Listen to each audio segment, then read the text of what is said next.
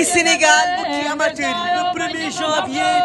2025 à l'arène nationale Gaston Production moo woote lamb ju rëy Thiatou Daouda Fall Amané l'expérience fera face à la jeunesse Forza Général Malika waaye nag mbokk yi bés boobu mooy première journée CLAF Gaston Production ci atum 2025 ñàkk jariñu moo fay jàkkaarloo ak Bébé Guy Ambouras dina fa jàkkaarloo ak Ibo T-Max jàkkaarloo fa ak Petit Niang Sey Jambar jàkkaarloo fa ak Bébé Tall waaye mbokk yi combat préliminaire yi am ci bés boobu bokk na ci Cikiri Thiathio Ada Fass numéro 2 1 giga ak Yam Caatu Tëngéej jàkkaarloo fa ak bu jeexee rek jeex na Gora Ñagas dina fa jàkkaarloo ak Caatu Borom Daal entrée supporter 3000 francs annexe loge 10 000 francs loge officielle 30 000 francs mbokk yi nag lamb ji en direct ngeen koy am fii ci Sénégal sur la télévision nationale la RTS 1 waa diaspora bi nag live pay-per-view ngeen mën a am ci seen affiche point 9,99 € donc sponsor leader 1xBet lait Alip chocolat Delia huile Kadi riz Royal Prestige Distingo restaurant Lucalo dibiteri Uba kon gars yi rendez-vous baa ngi noonu jour de l'an 1er janvier 2025 ci arène nationale ñu ànd ci ak Gaston Production. Bonne et heureuse année internaute Gaston Production ñu ngi leen di siyaare bu baax a baax ñu ngi fii ci arène nationale ñu war a waxtaanee lamb ji nga xam ne ni moo war a am du mën a suba mee ci kanam tuuti Thiatou Daouda Fall ama neex Général Malika Forza ma nag dend ak sama ñaari frère ñu war a waxtaanee lamb Modou Anta vous avez l'honneur moo ibbeeg yow ñu waxtaanee lamb ju am solo Modou Anta maa ngi lay nuyu di la siyaare. jërëjëf maa ngi lay nuyu bu baax a baax borom Grand Dakar cey Fadou sama waa ji maa ngi lay siyaar bu baax a baax waa di souhaiter gars yëpp bonne et heureuse année 2025 di wax ne yàlla nañ ko teewee ay ati at suñu borom yokk wér gi ak man gi ak kattan gi ak xewal gi musal ñu ci cat ak saytaane ak lamañ ak bët bu ñaaw yëpp suñu borom dimbali ñu ba nu yeggale ak jàmm di la siyaar di siyaar Abo Khadim di ko jox wàcc waayam bu baax a baax a baax di ñaanal aussi tamit alaaji Makan suba réussite totale ci journée bi ak mboolem promoteur boo xamante bi nii tëgg na làmb di nuyu ñi nga xamante bi ñoo ñuy seetaan à travers Gaston Production yëpp Bado. macha allah mu nekk kaddu yoo xam ne nii kaddu yu am solo la dégg ngeen bu baax a baax Modou Anta borom Gaston Production ni nga xam ne ni tey nuyoo na ko ah souhaité gars yi bonne et heureuse année 2025 waaye tey nag mu fekkaat ñu fii ci arène nationale ak beneen làmbaloog Abo Fiw maa ngi lay siyaare di la jox sa wàccuwaay ci at bu bees bi mu fekk ñu biir arène nationale. Alioune Badara ñu ngi lay fay bu baax di santaat yàlla bu baax di julliwaat ci yonent bi sant suñuy ñaari wayjur bu baax di ñaan yàlla rek comme ni ma koy waxee ñu bañ fee wax lu ñuy xeebee di nuyu monde làmb yëpp di nuyu internaute du Gaston Production yëpp ñu ngi leen di nuyu bu baax a baax di rafetlu liggéey bi di kontaan ci Modou Anta sans frontière bu baax a baax a baax a baax waaw ñu ngi siyaar bu baax a baax a baax. ama neex Thiatou Daouda Fall ma tàmbalee ci yow jëm ci Modou Anta lamb jooju diggante xale ak mag. non du diggante xale ak mag sax mais lamb moom du ak maas rek dabante la parce que xam nga champion bi nga xamante ne ni moom mooy ama neex am na lu bari lu mu def ci biir lamb mais am na lu bari itam lu mu desee ci biir lamb parce que boo xoolee moom moo ëpp vécu boo xoolee moom moo jiitu mais xam nga jiitu nag tegul ne yow yaa moom lépp parce que xam nga tey ama neex moom moo nekkoon Tëngéej mais bul fàtte ne dafa amoon ñu ko jiitu ñoom commissaire dafa amoon ñu ko jiitu ak ñoom doogay mais moom moo toppoon si ñooñu noonu muy champion bu mag boo xamante ne mu ngi jëm ci bis bu doy waar bis la boo xamante ne li ma ciy wax sax mooy waa Tëngéej nañ ko génnal parce que 1er janvier date historique la date la boo xamante ne nii làmb dañ koy bàyyi xel adduna ñooy bàyyi xel 1er janvier kon tey waa Tëngéej rek li ma leen ama neex deseel rek mooy ñu génnal ko mobilisation def en masse parce que tey jii nii làmb foofu la toll quoi ci mobilisation la toll. mais mu war a bëreeg xale boo xam ne nii géejawaay gépp ñu ngi si ginnaawam di ko bàyyi xel Abo. non kooku moom champion la parce que champion la boo xamante ne nii comme tey li may wax rek ne mbërum làmb la parce que mbërum laa yëfi mbër rek lay def parce que xam nga tey mbërum làmb boo xamante ne nii tey boo ko gisee ren rek balaa nga koy gisaat day yàgg loolu mbërum làmb moom moo koy def champion la boo xamante ne fonk na image am champion la boo xamante boo ko gisee da ngay xamante ne ci liggéey la nekk gëm na li muy def fonk na ko waaw di champion bu mag a mag a mag. champion bu mag a mag muy Thiatou Daouda Fall mu war a bëre ki nga xam ne nii moom mooy ama neex waaye nag bala maa ñëw ci runkum daje bi dina laaj Modou Anta ñaari mbër yi ci côté préparation seeti nga ku nekk gis ko ci entraînement seeti nga ku nekk gis ko ci open press ba tey jii nii seen dernier réglage yi ñaari mbër yi seen état d'esprit fan la toll Modou Anta. waa Abu instant yi moom dañuy nekk di waxtaan ak seen gars yi di veille am na si ñoo xamante bi nag duñ nelaw guddi comme ni ko yenn mbër yi waxee ay naan dañuy bàyyi ba 5 heures du matin wala dañuy bàyyi ba 6 heures ñu doog a nelaw mais kenn ku nekk comme ni ngay tojee sa bopp jinax rek yaa ko xam instant yi moom ñi ngi nekk ci relax maanaam toog di waxtaan ak seen gars yi ñiy play ñiy toog waxtaan ñiy veille parce que instant yi mën nañ ne fa lañ tollatuñ ci entraînement tollatuñ ci réveil de musculaire tollatuñ ci contact tollatuñ ci takk gant instant yi maanaam ci récupération lañ toll ak lire ak lecture pour waajal demee incha allah. ñaari mbër yi Thiatou Daouda Fall Ama Neex ñoom ñaar ñëpp gannaaw ba nga toog ak ñoom waxtaan ak ñoom nga fekk leen ci salle yi fekk leen ci école ba ñuy contact noo gisee ñaari xale yi. waaw ni ma leen gisee mooy que Thiatou Daouda Fall progressé na nag si wàllu doole ak masse mais masse bi boo dee xool bu njëkk la ko ëppoon bi ñuy def shooting bi boobu la ëppoon masse quoi période bii nag boo xoolee xëy na le fait que Fils de Balla am combat ak ñoom Youssou gaa yooyu gars yi xaw koo tànc ci contact yi day perte benn masse bu bëri mais masse boobu mu perte doole la koy def kon da ngay xam ne am na doole parce que bu doxee woon la ginnaaw nga xool arrière cuisse yi da ngay xam ne xale bi am na doole bu la wonee ginnaaw tamit nga yéegal sa bët ci kaw macha allah xool loos bi da ngay xam ne am na doole parce que melutoon noonu góor saa bu soppeekoo rek mel nu melutoon rek ci wàllum entraînement da ngay xam ne doole ñëw na ki muy bëreel aussi di Ama Neex ñaabu ndaw bi ñuy def fii point de presse ci affaire kii champion bi dëkkoon géej waaye tam amoon benn belem dañuy bañ a jaar rek xam nga pour mu demee neen quoi boobu la gënoon a kii ci wàllu masse quoi mais le fait que instant yi ne xëy na nag partenaires yu mu am parce que mi ngi ak Coens Boy mi ngi ak Doomu Dangu mi ngi ak Youssou Ndour mi ngi ak Gamou Gueye 2 mi ngi ak Sini Barñi gars yooyu buñ ko dërëjee ci contact dëgg te naxuñu ko day am doole parce que Ama Neex da ngay gis bu njëkk daa xawoon a faible ci suuf gi mais instant yi nii da ngay xool ne tànk yi dafa xaw a développé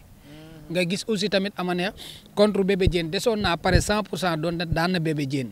mais desoon naa pare ci wàllu doole mais instant yi nii ma ko gisee nii mu summeeku ma gis ko carrément parce que summeeku na sama kanam ma gis abdominaux yi macha allah da ngay xam ne liggéey na gis avant bras yi da ngay xam ne kii liggéey na bëgg na combat bi quoi. loolu nga gis Ama Neex mos nga xaa gis ci moom.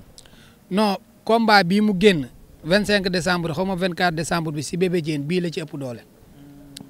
doole quoi. contre Thiatou Daouda Fall. contre Thiatou Daouda Fall la ci ëpp doole gars ñi nag dañ naan coow dugg nag ci biir géew bi arbitre wala sifflet abo ñaari mbër yi Thiatou Daouda Fall Ama Neex ñu dugg ci biir géew bi. waaw ku nekk da nga am loo moom rek ci làmb ji parce que tey kay li ma lay wax rek mooy combat distance bi day arrangé ki nga xamante ne moom mooy Ama Neex parce que mbër moo xamante ne da ngay riñaan toujours rek da nga war a may distance adversaire bi ngay bëreel nga xam ne booy ñëw ci moom da nga def tampon mu am doole.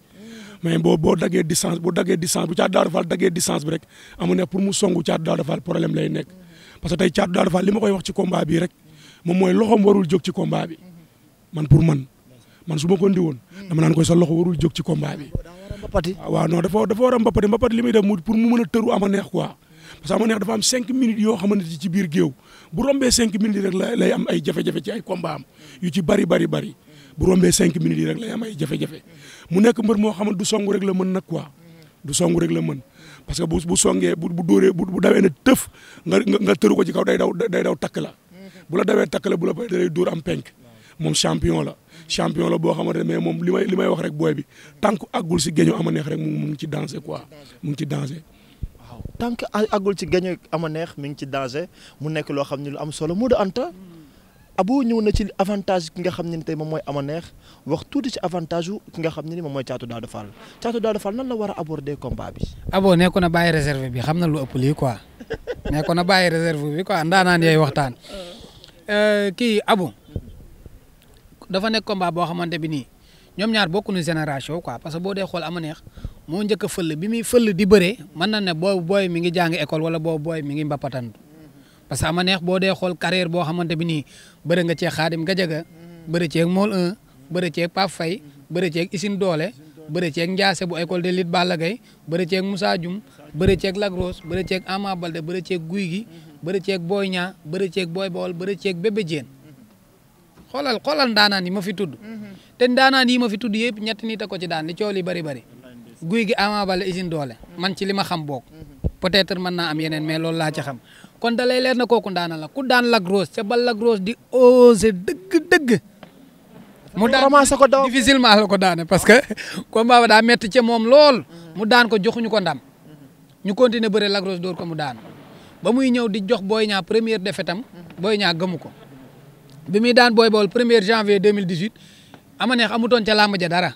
booy ba wala la man moom la ñuy wutal yoon moo la gën a coriace mu ñëw xoolal boole matt ak gajj ci ni ma ko mën a tuddee rek jaay ko affaire de bandi daan ko jéggi ko jàll bin koy jox fii Bébé Diène dégg nga loo dégg drapeau chef de l'état tournoi CEDEAO booy bi mbapat yi nangam wax lu nekk bi muy daan Bébé Diène yëgul fan la ne daa jeg saa gis suuf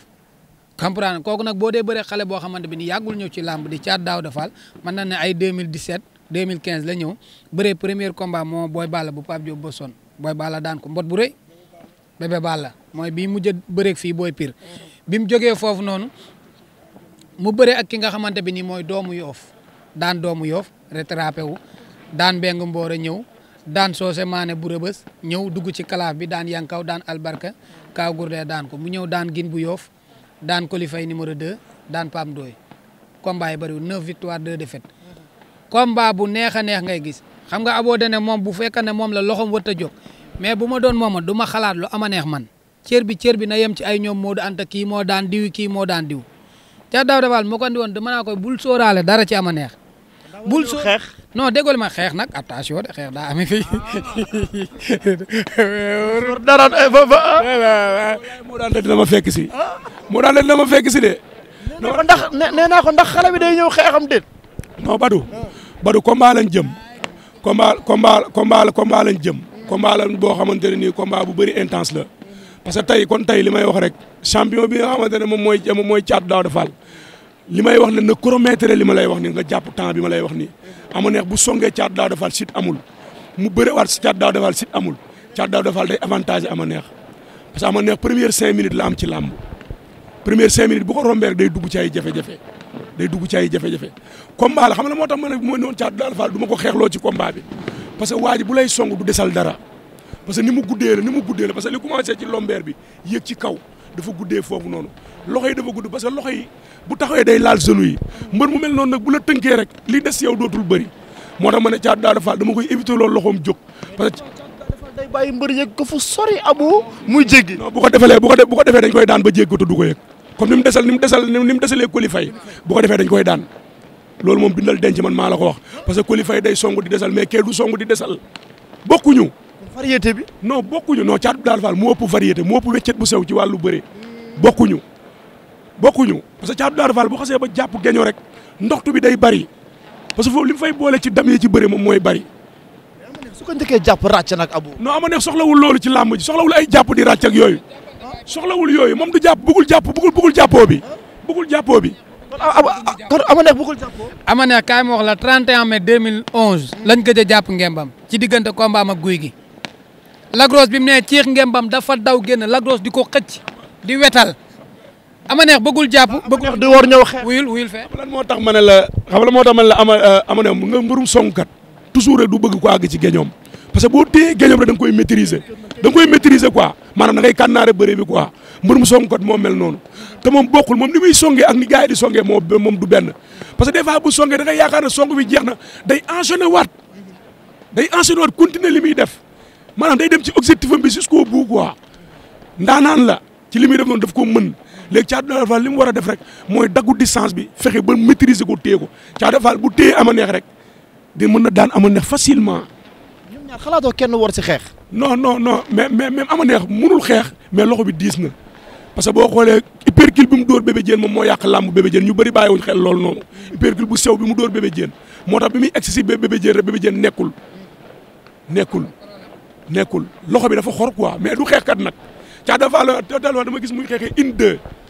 te une deux di ko xeexee songkat wóorul parce que boo ko dóoree boo ko xeexee songkat rek mën na la àgg sa yaram fu la neexul moo tax combat bu dangereux la combat la boo xamante ni comme li may wax rek magan meng na ko axlu làmb yëpp wuyu si parce que waxuma la dara sax mais date bi moo doy waar date bu historique la date la boo xamante ne daanaa ni yàgg nañ koo bëre comme date bu mel noonu nag boo koy bëre rek da nga war a def jom da nga war a def fulla da nga war a def fayda quoi combat bu neex la. Abou c'est deux combats de génération différents ama neex Thiat Daouda Fall waaye balaa combat boobu Forza ak ki nga xam ne nag moom mooy le grand champion général bu Malika suñ ko nee général bu Malika mu ne non c'est le général départemental ndax département bu Kër Massar gépp ñooy topp sama ginnaaw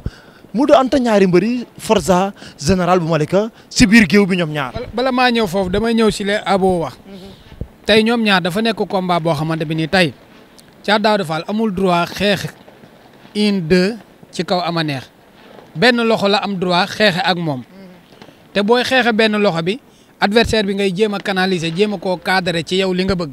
Ama Neex suba li mu bëgg ci lay bëreeg Thiatou Daouda Fall ba daan ko ci wala mu daanu mais li Thiatou Daouda Fall bëgg Ama Neex du ko bëree ci moom parce que Thiatou Daouda Fall booy bi ci ay loxo lay bëree ci ay loxo lay bëree loxo yi bu jàppee ndoxtu yi day feeñ mais mbër bi muy bëreel du mbër mu ñuy jàpp ci ay giño mbër la boo xamante ne giño gi danaa lay tey doo ko laal man nga koo daan ci nee na moo tax booy bi normalement da koo war a mën a teg coono la ko war a mën a teg doo ko daan ci biir coono bi nag da koo war a karkaral te saa boo xalaatee ne Ama Neex sama tànk yi la jëm si du ko mas a daan parce que Ama Neex saa boo sóoree ne sa tànk yi la jëm si dina ci ñëw te dina la daan parce que buy ñëw non buy ñëw day dóor boo xam ne da lay sigiloo bu la sigiloo da lay ramasser bu la ramasser baaxul day rocceeku beneen dóoray ñëwaat ak beneen congaat maanaam këfu bukki yooyu lay këf sa doom dem taxaw na le nga ñëw di rawale bii mu dem jël beneen dem taxaw ne yooyu lay def mais nag le fait que booy bi dañu gis mu xaw a progresser li ko dagge ci ndigg li jëm ci suuf diis ci lool waxuñu ko na bàyyi Ama Neex mu tënk ko ci tànk parce que bu ko tënkee mën na ko daan mais booy bi suba xelam lu mu ko jox na bëre tey conseil yi jërul muy bëri parce que moom xam na ki muy bëreel kan ak kan la daan. état de forme xale bi du ko tee bëre su lamb ji duré wala dara. non déggoo li ma bu lamb ji duré avantage Thiatou Daouda Fall la Ama Neex mënul combat bu yàgg loolu man maa la ko wax mënul combat bu yàgg combat bi déggoo li ma la bu ñu rombee 5 minutes 7 minutes. est-ce que liggéeyul ci loolu ndax ay Seyni bari ñu ko mu kontaagal doomu dangu Youssou Ndour. xoolal mën na contact déglul may wax la rek mën na contact 50 minutes mais dafa am mbër yu habitué woo noonu tey jii ma lay wax ni tey bu ñu bëree romb 7 minutes fii laa la ko waxee Thiatou Daouda Fall bu jàppee Ama Neex foofu noonu da koy daan man maa la ko wax bindal denc maa la ko wax. Forza Général Malika. combat bu neex la waxuñu leen ñu guerre nag guerre ba moom bu amee dóor mu root am. Ibra Bakhoum mbaa doom liggéey suba. parce que non si dàquma ko parce que xam nga lan mooy problème bi dañoo bokk lu ñuy xeexe kii dafa gauche wete te kii bu lay dóor da lay tiim ci ay gauche droite da lay yéeg chargé la gauche droite muy Forza te bépp góor bu Forza cadré fekk la fa chargé la gauche droite nga dékk ko résister bu la ko chargé waatee dóor la nga daanu. Forza dama gis ñu bëri ñoo xam ne dafa bëri ñoom am ci problème dañoo jiital tànku ndeyjoor bëri na ca kenn daan ko muy Modou Awa jël bu rëy ci stade Demba Diop mais muy bëri xale boo xam ne tànku càmmoñ lay teg muy teg tànku càmmoñ xeex ba du juyloo foofu. en tout cas daal général moom xam naa ne mosuma koo gis mu war xeex parce que seetaan naa ko moom ak Bougane mii salle 2 secondes Bougane bu Géejawaay mii seetaan naa ko moom ak MC Gaz mbërum Bawol ma ñuuloon kukku ca Ibamar combat bu métti te yàgg seetaan naa ko moom ak Tyson Gueye ngi new seetaan naa ko moom ak Eumeu Sène Junior seetaan naa ko moom ak Mor Yekini seetaan naa ko moom ak Agogo seetaan naa combat mi bëri mën naa ne presque xaaju combat mi seetaan naa ko te maanaam dafa ñime général day am lu war a ñëw yomb ci làmb mu ñëw mettil ko lool lu mel ni Bour Sine daa war a na yomb mu ñëw mettil ko lool léegi nag combat bi moo ko andi woon suba du ma ko geerloo bu arbitre bi sifflé nag dinaa ne ko déclencher xeex ci Forza parce que boo koy tooñ muy fayu si ci biir fayu boobu ci laay juyaloog moom parce que général suñu borom dogal na ñoom ñaar sax ñoo ko bokk côté boobu mais bokkuñu général xaw naa am problème mu rapidité mais Forza moo ko ëpp problème mu rapidité parce que général li ko dagg ci ndigg li jëm suuf dafa louré de trop mais ba tey am na tànk mais Forza boo xoolee li ko dagg ci ndigg li wàcc ci suuf da koo xaw a handicapé kon damay xalaat bu ko général tafee dàq ko plaqué ñu àndandoo rëpp ci suuf problème mu rapidité bu amee ku njëkk a jóg foofu la problème ba nekk Forza nag day mboot seetaan naa ko moom ak Djilor seetaan naa ko moom ak Ablaye Wade moom ak Météraïs moom ak nu mu tuddati Ablaye Wade moom ak Modou Awatine moom ak Jordan noonu la def Fallou Galas l'an 2000 noonu la def l'an 2000 fële ca Iba Mar Diop boobu l'an 2000 mi ngi ci ay ndëndam gars yi mënuñu ko daan da koo sol dàq ko plaqué combat bu vite fait bien fait gis nañ ko moom ak Pakala bu mujj bi fii dafa mbot Pakala ak ay combat yu bëri moo tax ma ne la combat bi suba Forza moo ko andi woon du ma teel a contact ak général Malika dinaa xeex ak moom te bu may xeex ak moom ci làng laay xeex ak moom du ci digg géew làng ga laa koy yóbbu xeex fa ak moom xeex bu métti bu xeex ba nar a ki ban jàppante ma teggi benn tànk génn saako yi ñu ñëwaat ñu xool ba xam dañuy faju wala duñ faju général nag bu ma ko andi woon dinaa ko déclenché loo xeex juyaloog Forza bëreeg moom ci bëree bu gaaw ci ay faqat ay plaqué ay caxabal ay jéem a sol ak ay jéem a naax. kon faqat bi daal xam nga ne Forza da ngay bañ. non fàqat bi day def effet. fàqat bi day def effet mais Abo fiw waa ji résumé na lamb ji mi ngi wax ngay ree rek mu mel ni montre yu baax yi bokk heure. non c'est que xam nga rek moom daanaan la quoi moom du yor micro di laaj nit rek la xam quoi parce que moom bu développé ci lamb rek da ngay xamante ne daanaan la mais Badou ñoom ñaar seen flécheur physique yi ñoo dul benn parce que général Malika moom moo ci gën a nekk moom moo ëpp compétition bokkuñu ñoom ñaar parce que kenn champion la nag bu mag a mag a mag parce que bul fàtte ne jël na drapeau chef de l'état ci kaw laay Njomboor moom Forza bërekat la parce que man je me rappelle très bien ça bi muy doog a ñëw Dakar papa yi vite fait Serigne Ndiaye père Serigne Ndiaye moo ko doon gàddu di ko yóbbu ci séeréer si moom daanaan la moom Forza mais lamb day toll foo xamante ne moom day bëri jikko te waratul bëri jikko ci lamb tey loo ciy gën a dem rek da nga war di bëri expérience tey jii combat bii nii combat suba bi expérience moom la ci war a indi ci lamb ji suba combat bi suba du combat reyante ci Forza du combat reyante ci Forza parce que ñoom ñaar ñëpp ñoo yem parce que Forza bu xeex bi tàkkee dootul xeex contrôler xeex bi xeexu mbedd lay xeex général Malika bu xeex bi tàkkee xeexu mbedd lay xeex ñoom ñaar ñoo yem côté boobu doon léegi nag Forza li mu war a def mooy li Modou Anta wax dama ko ciy nangul. général Malika dafa bëri ki nga xam mooy jam téeri kur ba ñuy tàkk mu war xeex bi daw dem bëri ji est-ce que xalaatoo suba général Malika war xeex bi dem bëri ji. non bu warul xeex bi dóor mu daanu li Modou Anta wax day am bu ñu warul xeex bi sampu dër ñoom ñaar dóor mu daanu day am par force wala ardo am ci yoon man dama ragal comme li ma la waxoon tey ci suba rek ñoom ñaar dama ragal ñu bëree wet ñoom ñaar waaw ñoom ñaar damay ragal ñu bëree wet.